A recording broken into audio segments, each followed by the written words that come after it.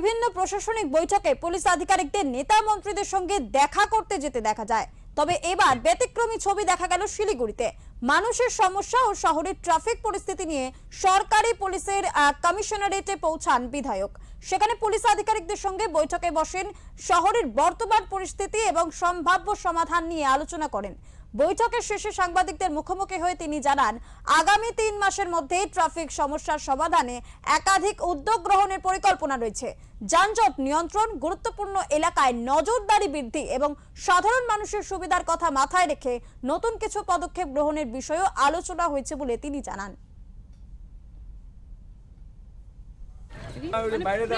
ছবিটা হলো না, আরে কিছু তো করে দেখাই, আগেই শুধু ছবি দিচ্ছিস। আরে তুমি এমন করতেছো কেন? ভালো ছিল না যে শহরের ছবি দেখতে?